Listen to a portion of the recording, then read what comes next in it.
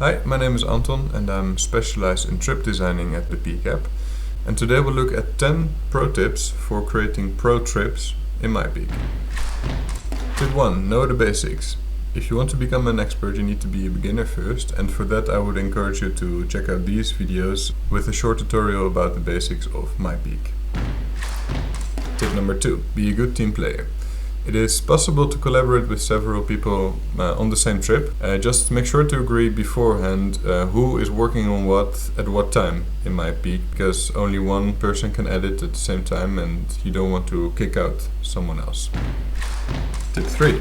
Always double check the location of your points of interest. You may use coordinates like latitude and longitude. Make sure that they're in the right order and not flipped, otherwise your users may end up all the way on the other side of the world.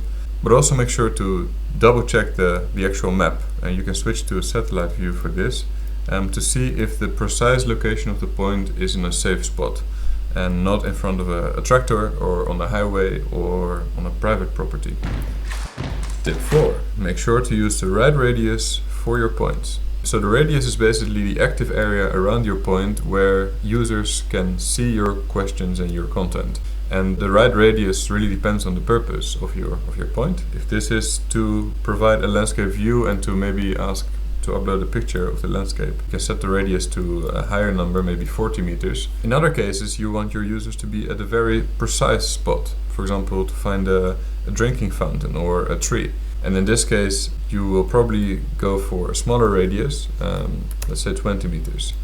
Now keep in mind that phone GPS devices always have a strong error, and therefore we recommend not to go under 20 meters. That doesn't mean that it will be 20 meters in reality, but that's to allow all users to follow your trip. Tip 5. Use the right icons for your points. Now in MyPeak you can choose from different icons, such as default points, numbers, or several image icons. And choosing the right one is important because it's actually the first thing that users will see of your trip. It's like a graphical summary of the content.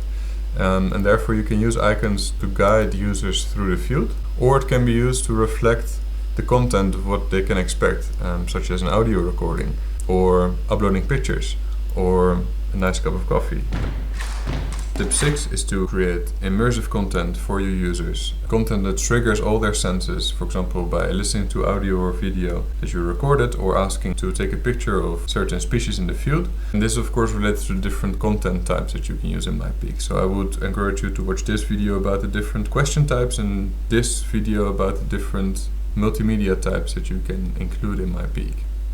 And finally, an important part of immersion is also to provide feedback to your users. So for example, if you have a multiple choice question with one correct answer, you can provide tailored feedback for the right answer as well as for the wrong answer, which really contributes to the didactic value of your trip.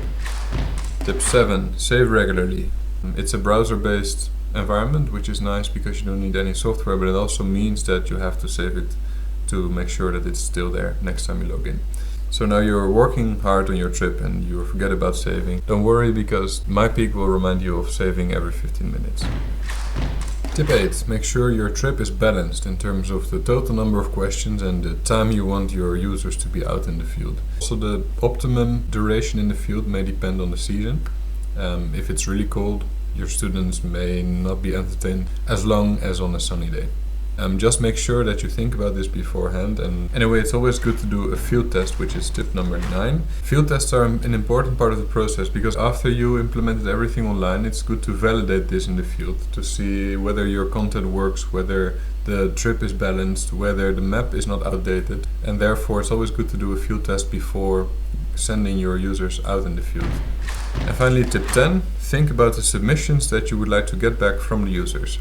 So as we've seen, there are many types of questions that can be used in MyPeak, which also gives many types of answers, such as text or pictures, like this one from my colleague. These answers can be used in many different ways depending on the question types. For example, if you have a right or wrong question, you will see how many of those were answered correctly. Otherwise, if there are numbers, you can also quantify this in some sort of graphical way.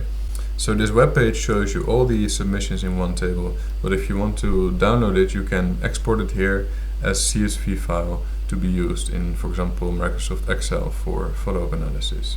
So thank you for watching. These were my 10 tips for becoming a pro trip designer. So during your next trip preparation, you can ask yourself these 10 questions. So, do I know the basics? Am I a team player? Am I using the right locations? Am I using the right radius? Am I using icons to my advantage? Is my trip immersive? Did I save? Is my trip balanced? Does my trip work in real life? And are my answers useful? And with all that, I wish you good luck, have fun, and hope to see you outside.